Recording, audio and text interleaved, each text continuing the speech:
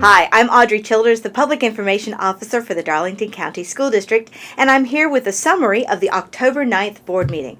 The board meeting began with the board dealing with two board policies that they had before them for second reading, the expanded school choice policy and the absentee policy.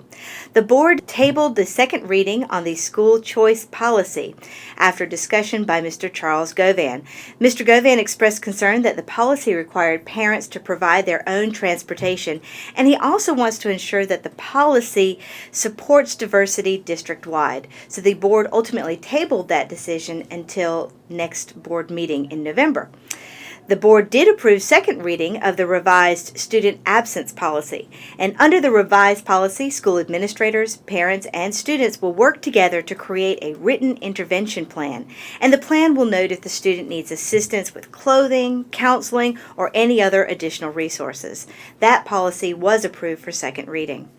Both policies can be found on our website at www.darlington.k12.sc.us under Board, then Board Docs. The board did approve financial statements, quarterly emergency purchasing reports, sole source purchases, minority vendor reports, and the vandalism report.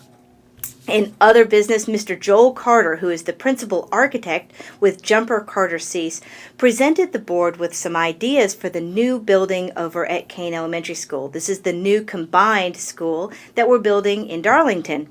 He presented some possible layouts for a one-story school as well as a two-story school on the Kane property. And then he talked about the pros and cons of both of those plans. The board did not take any decisions and did not make any votes, but it was good information to have.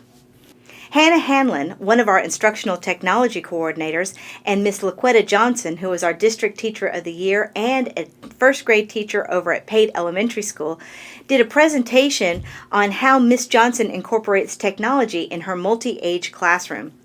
It was a wonderful presentation full of interesting ideas and great student work. Miss Johnson uses a variety of programs with her first graders to gauge their progress, enhance their lessons, and communicate with their parents. It was very impressive to see. Last month, Dr. Thelma Dawson asked the administration to consider a salary study of district salaries. On Monday, the board discussed how best to move forward with that salary study. They decided to ask Dr. Rainey Knight, former district superintendent, to lead the project and to examine those salaries. More information will be coming soon. Ms. Nicole Jones, principal at Spaulding Middle School, presented the board with a committee recommendation to name the school's gymnasium after longtime educator and coach James Brown.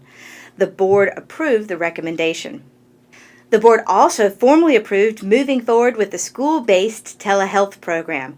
This is the partnership that we have with MUSC. It's an exciting program which will provide more access to medical services for our students. We'll have more information on that coming soon. Dr. Rainey Knight gave the board an update on the superintendent search. She shared with the board the application, the recruitment brochure, and a survey that she's going to be using. You'll be seeing more of this in the community very soon. The board approved the recommended personnel actions, including naming Courtney Gerke the new principal of Darlington High School. Congratulations, Ms. Gerke. During the board member input section, the board discussed the best way to determine who should attend the national and regional board conferences. These conferences provide great information, but the board wants to make sure that they select delegates in a manner that is both fair and financially responsible.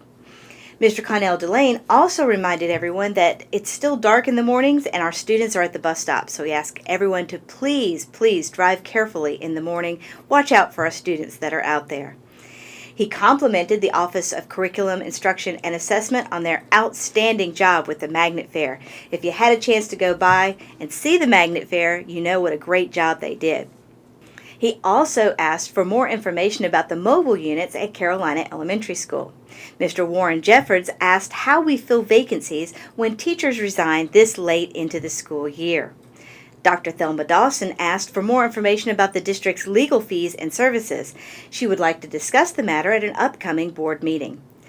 Finally, the board entered into a lengthy executive session to talk about negotiations for Project B as well as a construction matter.